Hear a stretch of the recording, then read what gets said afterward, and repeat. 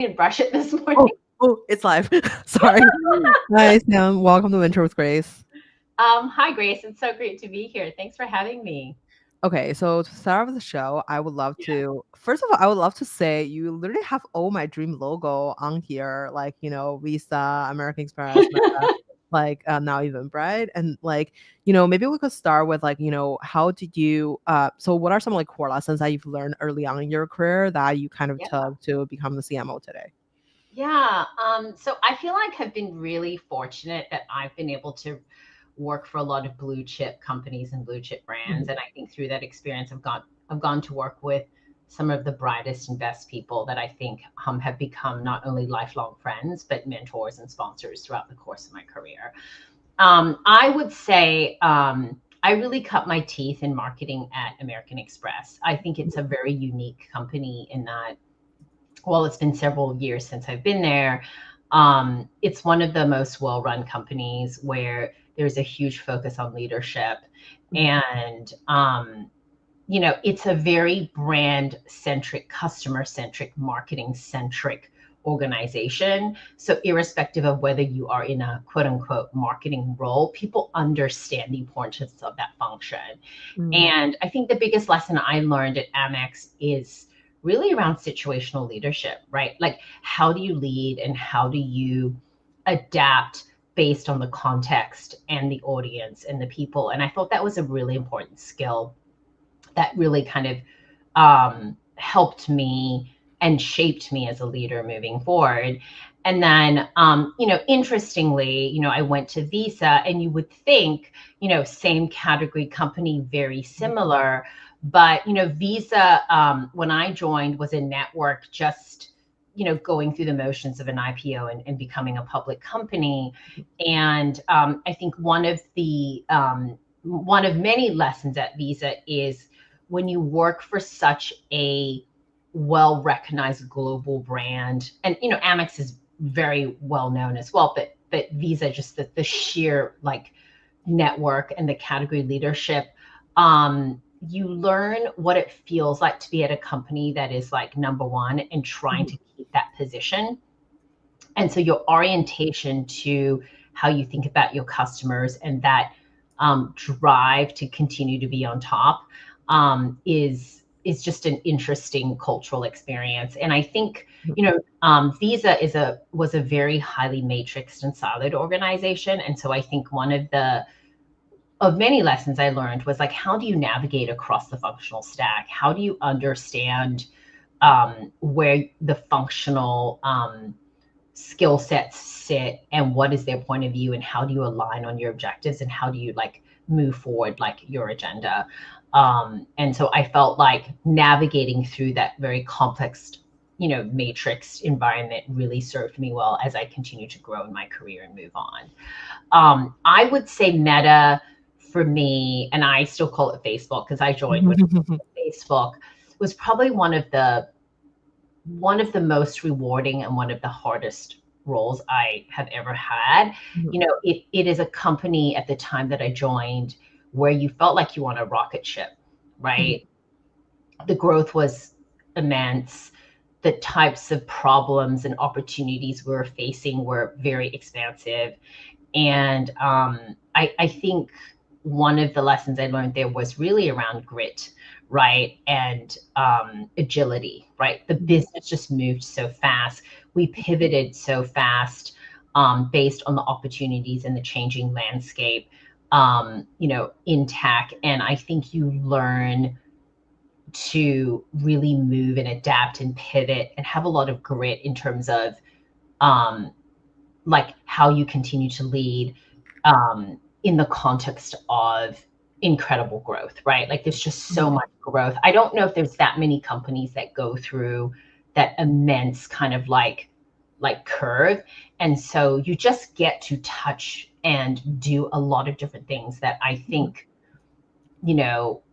is quite unique, right? And I Mhm. don't think you get that opportunity in every company by the sheer fact of like what Facebook is, what Meta has become, and it's like and the pace and scale in terms of how it reaches and impacts, people around the world. And, I am now at Eventbrite. So that lesson is forming and learning. But, one of the many reasons why I joined Eventbrite is I think the people and the culture are really important. And we are a female CEO founder led company. And I think she brings, I think she epitomizes the culture of this company. And I think one of the lessons that I'm starting to learn and really appreciate is just the importance of a truly cohesive and well-functioning executive team. And when that happens, that level of collaboration and integration and our ability to just move quickly and move forward on decisions, I think is something that I'm really enjoying at my, right now, and with a deep appreciation, as I continue to learn about, the business that I am in. For sure. I wonder, so like since I feel like you have went through so many like amazing positions, like one thing I thought were really interesting is like since you mentioned about like there's like some mentors and sponsors in your career, how do you kind of build up the sponsors or like mentors or like personal board of advisors in your network? And how do you kind of like maintain the relationship? Because I feel like a lot of people could meet a mentor, and then 2 months later, it's kind of gone. Yeah, that's a really good question, and I would say I don't really have like a tight answer or like, hey, here's how you do it. I think you fall into it, and I think as you have more experience and as you mature in your in your work experience and build your network, I think you become more intentional about the people that you surround yourself with, right? I do think that is the case. Here's what I would say. I would say that, I tend to start with the orientation of just building like relationships with people, right? And people often think that mentors and sponsors have to be someone who is like senior, right? Really senior or a past manager. And while that is true, and that is the traditional definition of many sponsors and mentors, and I certainly have incredible sponsors and mentors that have been my past bosses, I actually think that your personal board of advisors or the people who end up being your mentors often are your peers or even the people that have worked for you. And that comes from, being kind of like, I think, like on the ground together, right? Like kind of like in the trenches, right? Like, and having this really unique experience, whether you're like building a function or driving an initiative. And through that working relationship, you're building you're building these really kind of, I would say, formative bonds, and those bonds often turn into people that you go to and you trust over time. And I think the thing I would say is with mentors and sponsors is I would encourage people to think about it as a relationship that is two-way versus transactional, right? Not like, what can you do for me and give me advice, which people are always happy to give advice, but really think about what it is you could return, right? Or like, what could you offer in return, right? Versus it being kind of a one-way relationship. So, how can you be helpful? Whether it's like through your network, whether it's through the expertise you offer, because I think that's what builds kind of these long-lasting relationships. And then what you will find is that you will naturally have a board of advisors that organically kind of appear through the course of like your relationship.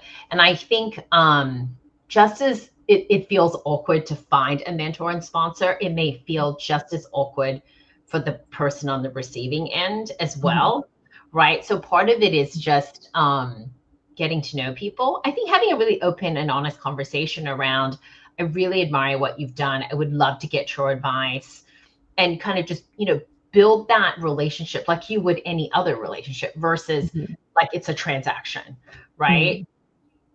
So I would say be intentional, but also let it be somewhat organic, because you can't force like some of these things.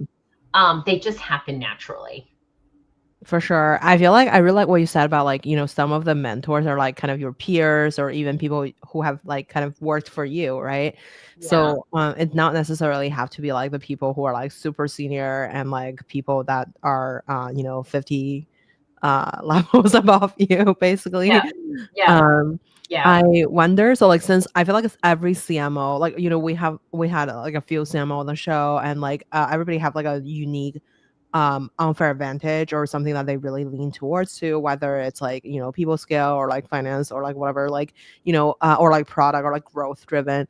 How do you identify your unfair advantage, and how do you kind of like um hone in your own skills to like continuously like develop that particular skill to make it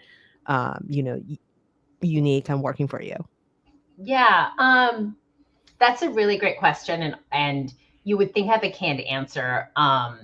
But the reality is, I would say, I think for me, I think a lot about the what and the how. I think the what is Mhm. easier to answer, right? Which is like, what is my craft? What is my functional skill set, right? So I would say that the modern CMO today truly is full stack, right? Like you really need to understand brand performance growth and product marketing, but everybody indexes more strongly or heavily on one versus the other. Mhm. And so, it's so interesting because I define myself a certain way, and then I have people Mhm. who worked for me or worked with me, and they're like, no, I think you're really good at this too. But Mhm. I Mhm. think of myself as a unique blend of this intersection of brand and product marketing. And Mhm. that's not to say that growth and performance are not part of my core skill set, but I Mhm. but I think of that as my archetype Mhm. because um I've been very intentional in like from the ground up, like really learning how to be a product marketer in tech. And like Mhm. that was one of the reasons why I went to Meta and really kind of like learning that as an IC and like scaling and building not just the function, but the skill set, but then that intersection with brand, because I've worked with these really big companies like Visa and Amex, where I've had, all kinds of roles, but certainly big brand roles, and really that interesting blend of how do you connect brand and storytelling with integrated product experiences, and how do you get a product to the market Mhm. and launch. And that's how I think of myself, even though everyone's Mhm. like, but you really understand growth. Like you cut your teeth in life cycle. Like you came from a very growth driven company like Meta. And so I think those skills are there for me, but Mhm. I think I index really heavily on the other two Mhm. as my like I would say my core superpowers, if you will. Um, Mhm. and I think from a leadership perspective, I think for me, I always think of myself as a high-low leader, right? Which Mhm. is the ability to really be able to see the big picture, right? Put the Mhm. function in the context of the business needs. How do you articulate that strategy and vision? But then how do you actually translate that and Mhm. operationalize that? And I've been told from many people who worked for me and that I worked for and across is that I have that ability to kind of go high low, right? Like some people are really smart and really good at strategy, but Mhm. they don't quite know how to like get it done.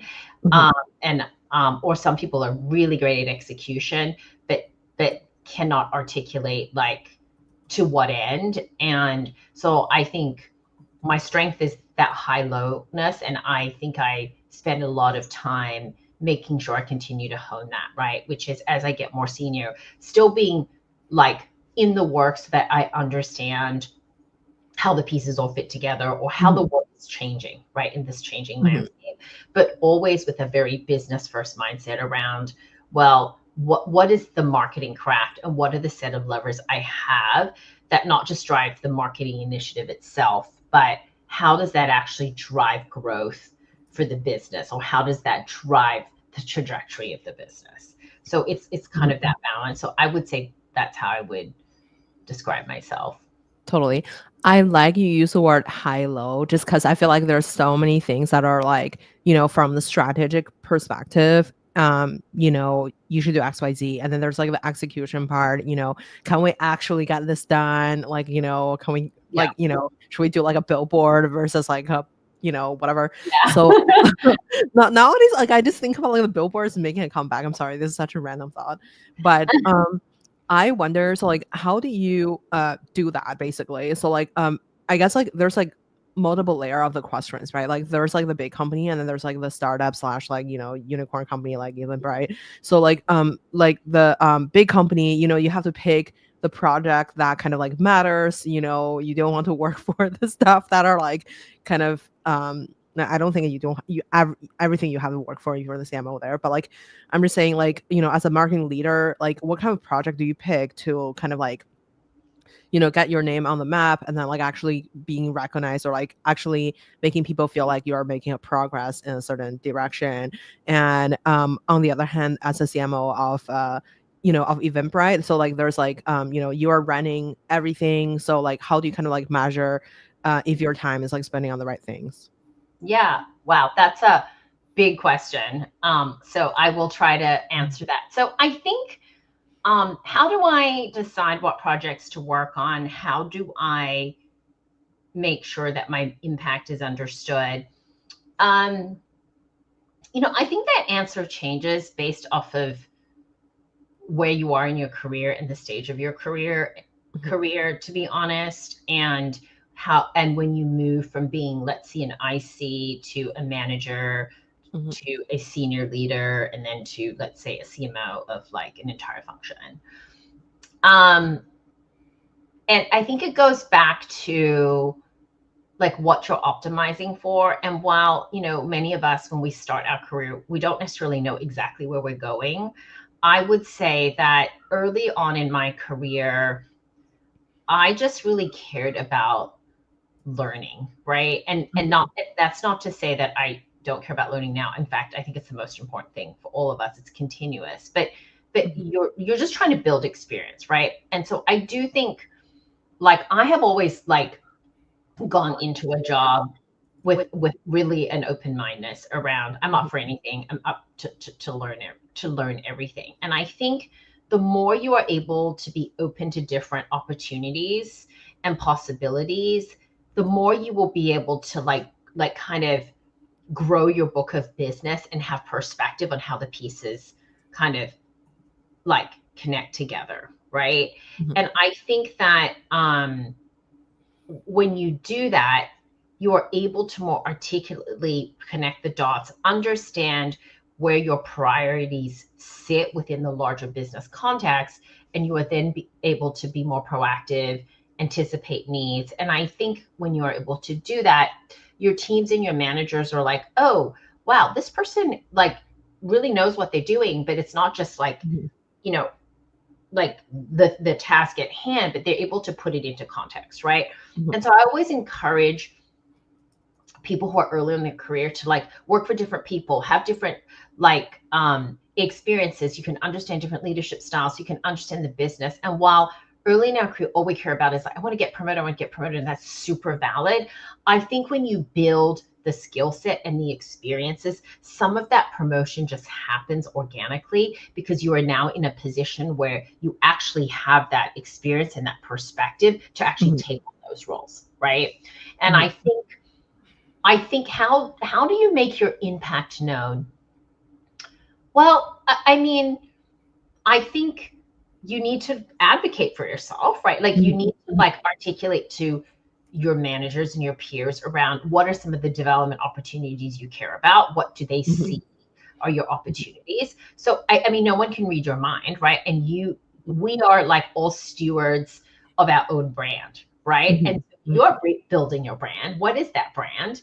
And so you do have to be thoughtful about that. Mhm. That doesn't mean you need to have it down, right? But you need to be conscious of the fact that you are your own best advocate, right? Mhm. And I think impact is seen when you are able to connect the business needs to what you're doing and you can articulate that. And you can also help your managers and peers understand not just like where you index strongly on, but also what you're interested to learn, right? So Mhm. um, And then the other thing I think you need to do is you need to be able to articulate and quantify your impact, right? Mhm. For your managers and make it easy. Like I Mhm. really appreciate people that I've worked with or worked for me who are really clear. These are my goals. This is my impact. This is what I was able to deliver. Here's why it's important, right? Like I think the ability to articulate that impact and make it easy for people to understand and put it into context of like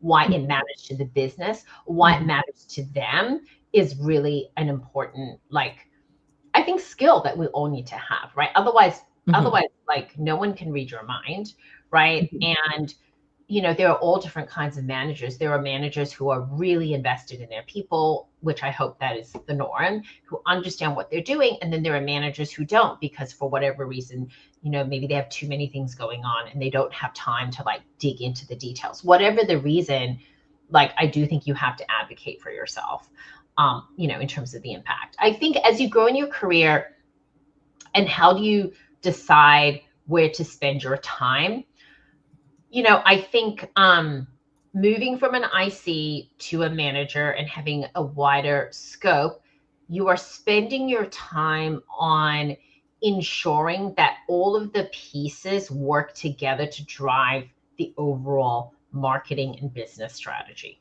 right? So Mhm. you will end up pivoting from spending your time in the work itself and executing, and you start to spend your time in making sure that there is a strategic through line to the work and the ability to articulate the business impact of those initiatives, right? So you're spending your time on strategy, you're Mhm. spending your time on connecting the work to the strategy and making sure that the contribution to the business is clear, right? And depending on the stage of the company, you are either teaching and coaching or you are doing yourself and building up that capability in order to be able to like articulate the business contribution of the strategy and those set of initiatives. Mhm. And you're spending your time, I think, leading across functions, like building strong relationships with product, with tech, with finance, right? So Mhm. that you and your teams are in lockstep and that you Mhm. are unblocking, unlocking, and creating like a clear set of sequencing and dependencies to get the work done, right? So you Mhm. end up becoming the steward of the function, Mhm. articulating the vision and unblocking like what is getting in the way of work, right? Mhm. And you're spending a lot more time on thinking about like the leaders and the team and the capabilities that you need to build and bring into the organization, right? Because you Mhm. yourself are no longer responsible for doing everything. You are responsible for building the structure or Mhm. like the team that is together to deliver right against those Mhm. goals. So you're really focused a lot on like hiring, building, recruiting, leadership, capabilities assessment, where like what we need, what we don't need, what's working, not working, so that you can then build a high performing team. So you where you spend your time shifts from being narrowly focused on specific initiatives and on execution to looking at the bigger picture in the context of the business and the building blocks to help you get to that picture. For sure. I totally love what you said about like I feel like communication is key. Like really measure your outcome and then like communicate to like the other party to make sure that they understand your business impact is really important. But by the way, I want to say hi to to the audience. Hi LinkedIn user. Hi Valerie. Hi Laser. Uh uh okay, so um okay, so I wonder, one thing you mentioned about like what you're good at, it's like, you're like a product marketing leader, like in your core. So like, I feel like a lot of the CMO actually coming from like product marketing background. For the audience who may not work in marketing, maybe can you elaborate why product marketing is like kind of like more superior slash important? And I think one thing I want to learn more about about product marketing is like, since you market so many different products, like, you know, looking at like, you know, Facebook or like Visa or American Express, they're like so different, right? So how do you think about product marketing and approach it like differently? Well, now Eventbrite, how do you think about like these different products, and like what does it mean to be like a product marketing leader? Yeah, so I would say that the functional, like the marketing functional skill set of like brand building, of being a product marketer, and being a Mhm, strong growth performance marketer are all equally mhm, important. I don't think there is one that is more superior than the other. mhm, I think I think the competitive advantage is the ability to integrate the three, mhm, um, and understand where you need to index based on the context of mhm, the business, the life stage, right? And mhm, what kind of are the levers that will drive the business forward, right? mhm, And all of those things are like additive to each other, right?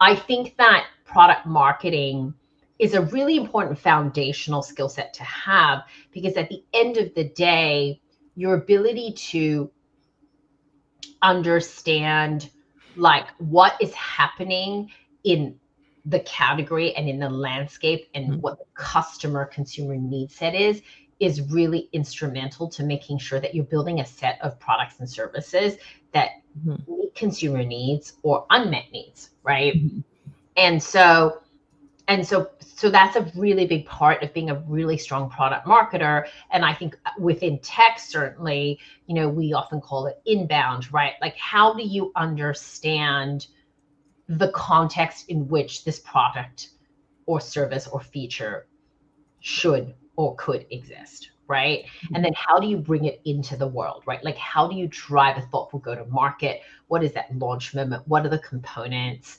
What are like, how do you roll this out? What are the dependencies? And I think that requires like not only a deep integrated partnership with your product partner, but I would say acumen for product, right? And oftentimes, and you know, this I'm going to speak in the context of tech, because product mhm, marketing looks differently in the context of maybe like consumer packaged goods, mhm, but in the context of tech, some of the best PMMs are PMM marketers slash product marketer slash GM, right? They're able to kind of connect everything and look at um, how this product and service should exist in the world, right? By having really rich inbound um, perspectives, but also an understanding of like how we should build the product roadmap. Because mhm, based off of a customer first, consumer first point of view, or mhm, heroing customer. And once you drive that into go to market, then how do you continue to like drive the acquisition, the adoption, whatever your goals mhm, are, right? And so I mhm, think product marketers often sit at a really interesting intersection of a company, or even within marketing, right? They're connecting the dots even between like growth, right? Like, which is very kind of like specific channels, right? Like specific metrics. It's a lot of testing and iteration, and brand, who at the core, they are really trying to articulate the story, the purpose behind the value of the product. And how do we get people to not just um, rashly understand the value proposition of what this company offers, but emotionally connect, right, with them. And product marketers often sit in the middle of connecting those pieces for their functional partners. And so I think that's why oftentimes having that skill set and that orientation that you learn from being a product marketer is like really instrumental, right? Because at the end of the day, we're trying to get a product into market, and we want people to use it, mhm, right? And we need to figure out how to go to market. mhm. That's basically what a core PMM is trained to do. For sure. I like what you said about like you know, every job or like every product, I mean, marketing leader is kind of like complex job. There's like PMM, there's like product marketing, and there's like the GM side of things. So like you kind of have to combine everything into one Yeah. to have like that, to understand like the you know, the cohesive message that your company is like trying to get through. Um in terms of strategy, I wonder, like, since you're the CMO, and I wonder, like, what is your day-to-day like, and then how do you actually identify like the core strategy each year? So like as a, founder, I feel like strategy is very, I guess like as a small team, like I just execute on one strategy all year long, or like two or three strategy on like core important things, and like, execute on like a daily basis. But for, really big companies, like how do you think about what kind of strategy will actually lead to either more revenue or more user sign up, or like whatever your goal is? And how do you kind of like measure if a strategy is working, since some of them need like forever to like actually see a result? So, how I think about strategy, so at the core, strategy is the things you're not going to do, right? That's why strategy is hard, right? So I think it does change and vary, right? Being at a bigger company and at a smaller company, right? Or a startup. But I think at the core, if you're at a bigger company, you are working on longer term strategies, right? There's a level of product market fit, there's a level of maturity, you have a sense of the direction that you're going, and it's, usually it's a 3 to 5 year view, right? And why that's important is because what then happens when you have that view is then you can then balance the tension of short term results and goals and like longer term goals, because some longer term goals require building foundations now to achieve them, but the business still has to run and you still need to drive impact to the business. And so I think when you have that view, certainly at a bigger company where there's more maturity, both in terms of like where the product is or how many customers you have, you do need to plan that way, right? And I think in that specific context, the marketing strategy should peg to the business, or the product strategy, depends on where the heat source is for a company. And it should also follow the same type of short-term and long-term view, right? And so what you're doing is you're executing a set of core capabilities and foundations that will help you reach that long-term strategy. But then what are the inputs in the short term that will help you move that long-term strategy, and or help you learn and validate if that is working. And so I think from how do you decide if you need to change strategies or not? I think that decision is very much in tandem with the larger business and product strategy, right? But I think the layer that you have to think about in the context of how you iterate and evolve your strategy is, I often think the step that we need to do, irrespective of company size, is taking a step back and understanding, okay, here's the business strategy, here are the key levers for the business, and then being able to say, okay, as a marketing function, what are the levers I have that either drive directly, contribute, or support those business levers, right? And I think that level of clarity helps you iterate the plans that fall under your strategy, right? And I think your strategy fundamentally shifts if fundamentally the opportunity, the customer set, the product we're building is fundamentally wrong, right? And so it's like the landscape. So a really great example, the landscape is really changing.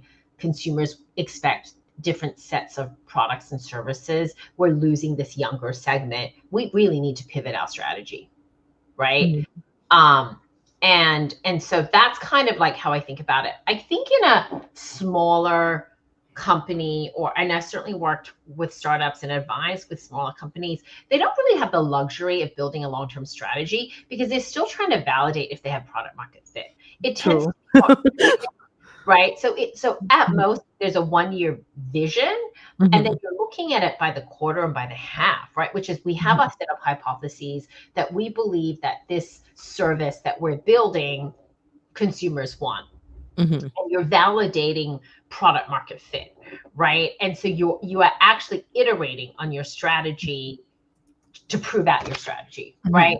And in which case you're really like planning in short cycles, and it tends to be more execution, hopefully hypothesis testing to iterate and validate whether you have product market fit, right? And until you have product market fit, it's really hard to say, ta-da, here's my 1 to 2 year strategy. You have a vision of what you're building towards. You have a vision of like what you think that opportunity is. You have a vision of the size of the TAM, but you're not actually really clear, is this your core customer? You're not really clear if these are if these are the levers that drive the business, and you're not quite clear if the model that you've built is the right model, right? So all of the things that you're doing is trying to prove that or validate that. And so it's not that strategy is important. Is it important? But I think it's a little bit more fluid in that particular case. For sure.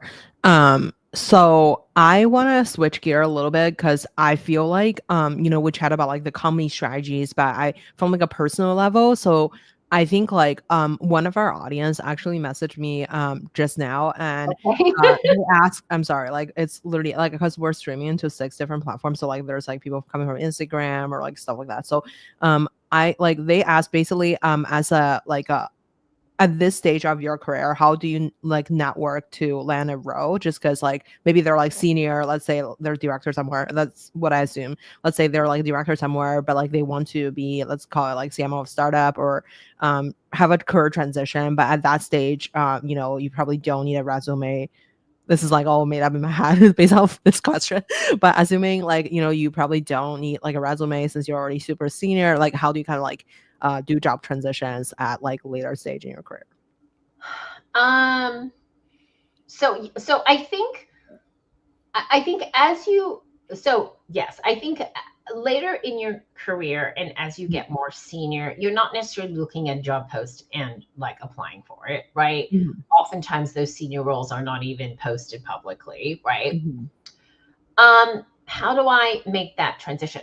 Here's what I would say. I would say that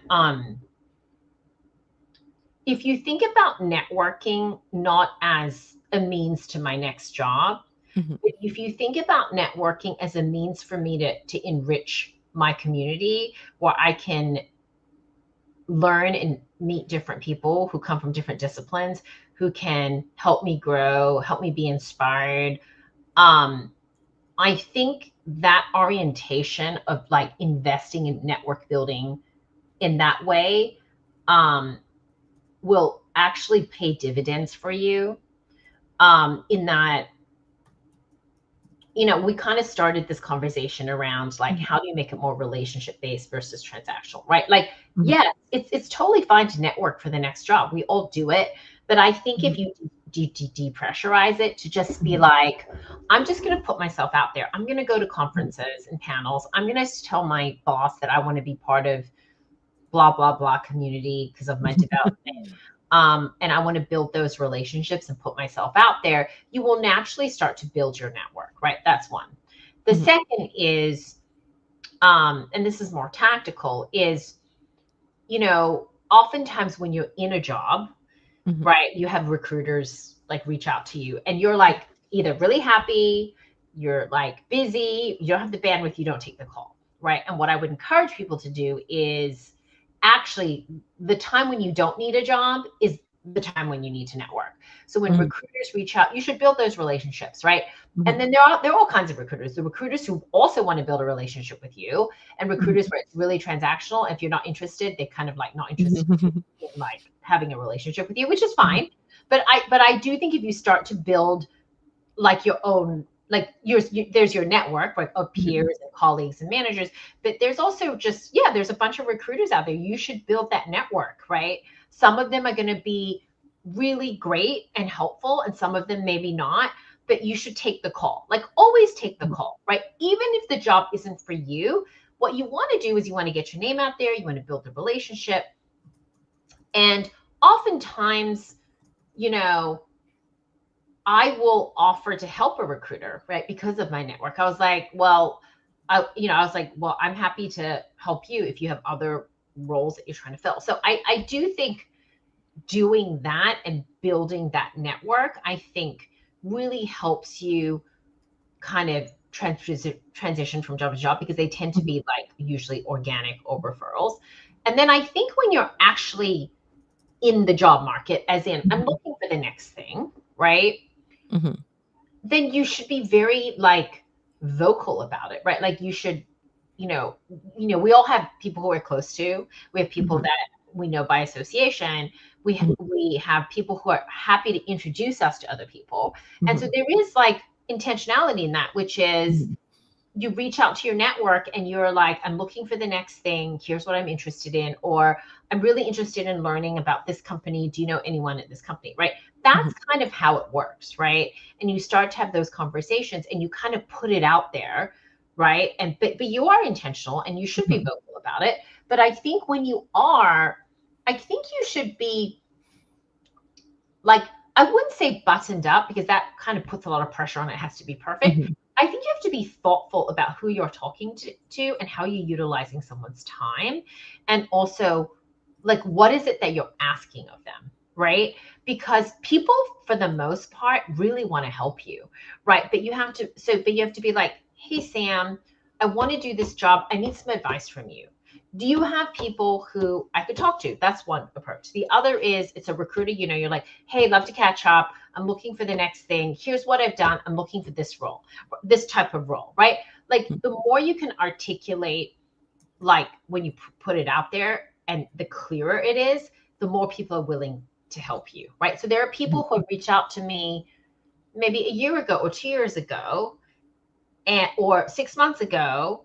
And so now I know they're looking, and then something comes across my desk and I'm like, oh, this person. Oh yeah. Right. And then that connection happens. Right. So it doesn't happen overnight. You kind of have to build towards it, but there is an intentionality, right? Like when you are looking for a job, it's a real thing, right? Like you are truly like trying to connect with people. And so I would say that's what I would do. I would say in terms of bridging, like when you're kind of at this like crossroads of like you're a director and you're a VP and you're looking for the next role and the next step up role, I think you have to be super clear about, okay, what is it that I want to do next? What are the skills and experiences that I have today that I bring to the table? And what is like the stretch and the gap, right? And kind of having, and this, you can talk with your network or your personal board of advisors of where you are, right? And so that's not to say that I think it's a balance of, you have to have self-awareness of like what you offer, what you know, what this job in the market is looking for, right? Like you have to reconcile that and understand where you are and how you can build those experiences. So you have to have that self-awareness, but you also should be ambitious, and you should not let anyone say to you, not for you either, right? But that has to be balanced by self-awareness, right? Like if you're like, not that this is an extreme example, you're 5 years out of school, you had 5 years of experience, and you're like, I want to be, the head of marketing at the startup. Well, you've only had 5 years of experience. Like should you go for that? I'm not saying you shouldn't, but you should have the self-awareness of like, okay, in order to be a head of marketing, what are the things I need to be able to do, right? Or is this a stretch experience where I have someone who's invested in me, who knows I'm not quite there, but they will invest in me and coach and mentor me to get to the next level, right? And so I think that reconciliation of, don't let anyone ever hold you back on what you believe you're capable of and what you want to do, full stop. But pair that with a level of self-awareness around where you are, where you're going, and be really clear about what you bring to the table and what it is that you need to continue to build and learn, right? And I think when you do that, then you will be clear on what you're optimizing for, and you will be clear when the opportunity comes, or to assess it appropriately, or you'll be clear on what you are asking of people to help you find. Does that make sense? Totally. I really like what you said about like, you need to build the relationship before you need it. And then also have like self-awareness to understand, what the market is looking for and then what you can offer. And I wanna maybe like touch upon like, since you are a leader and a woman of color, and maybe we could talk about like your experiences navigating through leadership in, the tech world. Yeah, I would start off by saying that it's not easy, full Mhm, stop. And I don't say that in like a Debbie Downer way. mhm, I think being a female, and not even just in tech, I think being a mhm, female and being an Asian female, I mhm, think is not easy. But I've been really fortunate to have had amazing experiences with some amazing managers and bosses, and not so great ones. Like that's mhm, par for the course. And mhm, I would say that everyone has their own set of unique experiences mhm, and perspectives on this topic. And so I certainly do not speak for Asian women or women of color in tech at all, mhm, right? And I would say, you know, like all of us, we are all work in progress as leaders, as humans, as marketers. mhm, And I would say that early in my career, you know, by design, you are probably less confident because you have less perspective and less experience, unless you're really fortunate to have like just a transformative manager really early on in mhm, your career. And I probably felt the need to assimilate more, and I was probably like more hesitant to take up space or speak up, right? This pressure of mhm, like it had to be perfect or knew what I was saying, or I was junior, so I didn't have point of view. And I mhm, think as I progressed through my career, I've had to intentionally and more actively balance being who I am authentically is like how I am, but also learn how to be more assertive, how to be more comfortable in sharing a point of view. And some of mhm, that I think happens when you're put into situations where you have incredible role models that role model that mhm, for you, or actually the opposite. You're put in situations where you have horrible managers and you're like, that is mhm, not what I ever want to be like, mhm, right? And I think for me, the reality is like I say this with like openness and positivity, which is the reality is that there is bias and stereotypes. They do exist, whether they're conscious or unconscious. And so instead of ignoring them, I accept they exist, and I mhm, strive to like, at least now at this point in my career, really embrace like new definitions of leadership, right? Because we're mhm, kind of like tuned to think that there's one mold and one model of leadership. And depending on like the industry you are in, like, mhm, like tech is for the most part very male dominated, right? And mhm, so that's just a fact, right? And I think that how do I navigate that? It's so interesting. I think I embrace and celebrate that my gender and my culture shape me, mhm, right? But what I think I do is, and perhaps I'm judged by it, right? mhm, Depending on context, people, but I don't let it define me. And in fact, what I strive to do is I strive to really see myself and convey to the people that work with for you know, me, that I'm a multifaceted person and I'm more than just like an Asian woman, more than just but I'm a mom and I'm like a chef and I'm like all mhm, of these different things, right? And I mhm, think the more you like accept these things and mhm, embrace them, and don't let them define you, but recognize that they shape you, which is what I do. I think the mhm, more you're like just kind of like more comfortable in this work in progress of, well, how do I be more expansive on the definitions of leadership? So I think it's not a really clean answer of like, this is what I do and this is how I mhm, navigate. I think it's a personal journey for all of us. I think it's so contextual in terms of like who you are, how you grew up, the kind of people that you've worked with, and the mentors. And I think that it's also okay to be really intentional about the environments that you want to put yourself in, right? mhm, Perhaps early in your career, you're just like, you'll just take any first job, right? And you should, right? You're trying to build experience. But at the end of the day, I think that ultimately you want to work at a place and for a set of people that you believe your values align. That doesn't mean they look like you. That doesn't mean they have the same background as you. But I think you know, especially as you get more senior, I do think that intentionality is really important. And so what I would say is, you know, I accept that there is bias and stereotypes. I know that I'm shaped by all the things that are me, and part of those are being Asian and being a woman. But I'm more than that, and but I don't let them define me. And I think that hopefully you will find yourself working for managers, people, teams, cultures, and teams that will celebrate who you are and will allow you to be your authentic self. And if you don't, then you know you are fully empowered to change the context and the situation that you're in. I agree with that. Like it's, you know, you have to control your destiny, as cringe as it sounds, but you can always like, you know, choose what to do or like what not to do. Yeah, and then I like Valerie said like you know, learning what not to do is just as important. Um, I wonder when since like right now AI has been like taking over everything from marketing to coding to like management.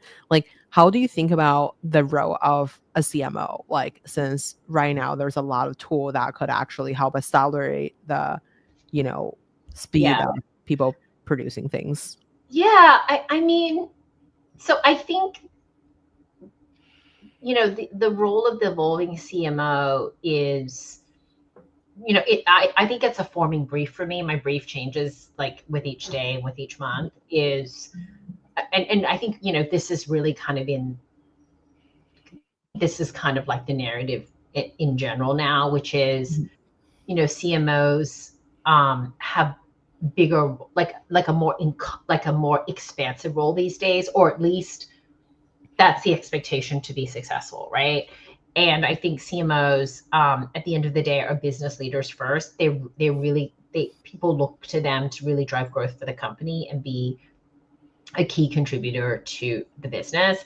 And I think this has always been true, but even more so today. I think the evolving CMO really kind of sits at the intersection of all these functions and is often the conduit or the connective tissue across product, finance, dev, and tech, because by sheer default of their role, they are often looking at the market and the category, the customer, and like the context in which we sit and how those pieces all fit together. So I find that often CMOs tend to be an integration point.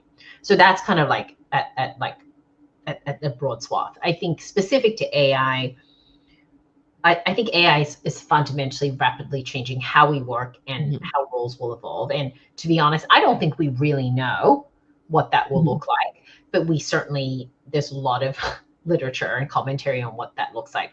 So what I would say is I see AI as a really instrumental tool in helping us be faster, more efficient, and smarter around how we iterate and accelerate the impact of our efforts.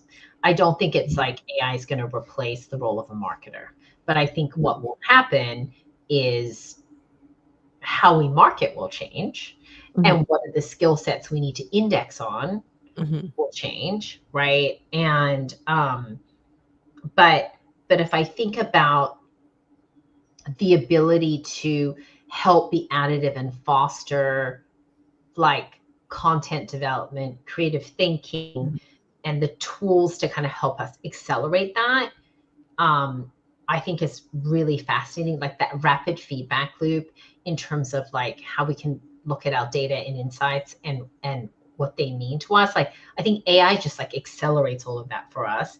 And I think and I think it will force us to rebalance how we think about the traditional marketing stack, and how we potentially think about like what does brand building mean in this context, and how does like the function of brand building storytelling will always be true and will always be important, but how does AI change how we build brands? How does AI help facilitate our content and creative production? How does AI help us synthesize and give us rapid response feedback on our products and services, or how our communication, our messages, our products are received in the world. I think it will help us be more accustomed and hyper personalized in what we market and how we market. I think it's going to create a lot of efficiency and automation. And I think the thing that I don't know the answer to is, I think, like, what does that mean ethically on how we service our customers and how we think about the implications of AI use and bias mitigation. I don't know that. I listen to a lot of podcasts, but I think CMOs are often at the center of that, right? When you think about brand building and crisis and communications and how we think about like our values, I think that is a territory that is yet to be charted and fully understood. For sure. I wanna I wanna leave one real question and then maybe 1 minute fire run for us. Okay, so one real question is, like, this is just on top of my mind, but since a lot of our listeners are like startup founders or like investors, everybody have to build a brand these days. Like, do you have any advice for, let's say, if you're like a startup that you just started something, how do you kind of like brand yourself among your competitors? And as well as, like, if you're a VC firm, obviously VC firms nowadays are like marketing machines. So how do you think about differentiate yourself among your competitors as well?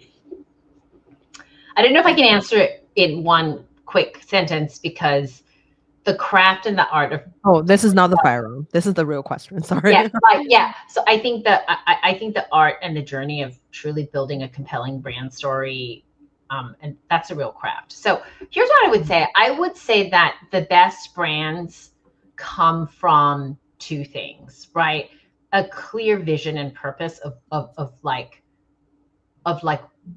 who you are and what you are for. And I think if that is clear, it's very easy to start to build that brand.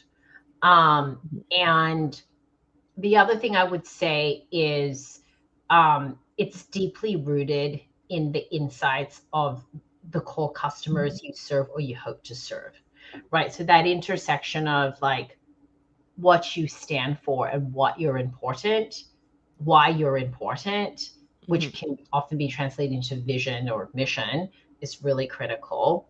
And like, what is the tension, or who is your enemy, and why you matter?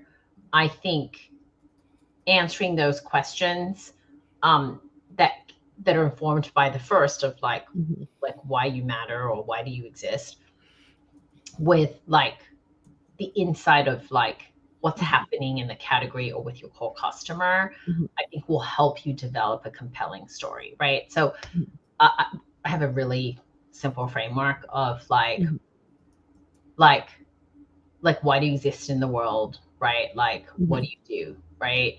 Like, who is your enemy, and enemy in terms of the tension that you're solving, and why do you matter, right? If you can answer those questions, you could probably articulate a clear mission and vision. I think most founders have a really clear vision and mission of what they're trying to do in the world. And I think it starts there. And it has to be rooted in like deep customer and cultural insight to put what you're trying to do not only in the context of like the customer need, but the cultural context as well. So I don't know if that's, but that's how I think about it. Yeah, I love that. That's a whole nother podcast that I could talk about. Yeah, exactly. Also, who is your enemy? I've never been like asked that question, or like, like I've never thought about that. That's such an interesting take. Okay, so we have a 1 minute fire round for you. What's your favorite book? Oh, okay. I don't know if it's my favorite, but it's a recent book that I read that was actually recommended to me by a really dear friend. It's called 4,000 Weeks. And the premise of the book is life is short. Don't waste your time, and every moment matters. And if you actually look at your lifespan, it's 4,000 weeks. And my God, that's intense. And in the strive for efficiency and productivity, we have oftentimes lost the plot, because life is about trade-off and choices. Like, people want to have it all, but I don't think you can have it all. I think you can have lots of things, but Right. to have it all is kind of It's a I don't lot. Yeah. know, setting you up to fail. So I love that book. I recently, I actually read it like before it became a thing, but Ezra Klein recently did a podcast about the book. But that's my Mhm. like most recent favorite book. But I have many. Mhm. I have so many books that I could rattle off that I love. Mhm. Who would you invite to your dinner party? Oh gosh, that's a really hard one. So I would say that I would love to hang out with the Obamas. I've read both of their Mhm. memoirs. That's kind of like the more intellectual answer. I would say, but I love Kate Blanchett as a actress. I would love to just like talk to her about her Wow, craft. that's so specific.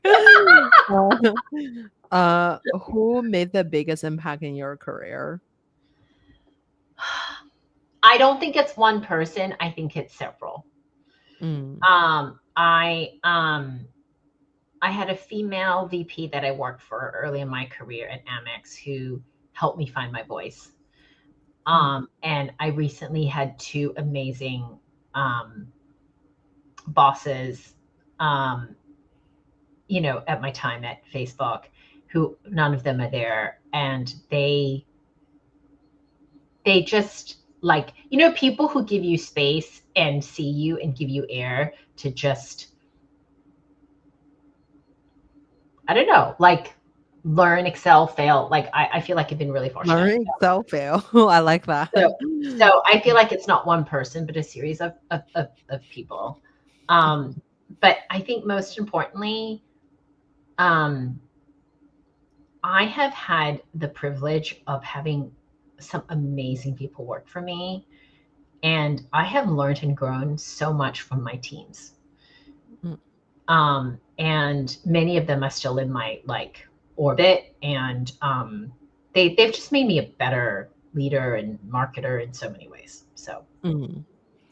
Uh, where can we find you outside of work? well, you can follow me on LinkedIn, or I'm on Instagram and Mhm. Facebook, but I probably LinkedIn. I'd recommend LinkedIn. Love that. I saw that, like, one thing I thought super interesting about you is, like, you study at the like California Culinary Academy. Yeah. What's your favorite meal to cook? Oh, that's really hard. Um, Everything. Everything. I'm really green market, seasonal produce. I love to do a blend of Japanese and Italian flavors because I have like secretly Italian children who just want to eat Italian food all the time. So, of Love that. Wow, Samantha, thank you so much for coming on the show today. It was such a course, fun conversation. Oh, likewise. thank you, Valerie. You stayed alone. Stop that. Okay, No, it was great having me, and I just love talking all things marketing. So thank you for having me on your show. amazing. Okay, let me quickly end stream.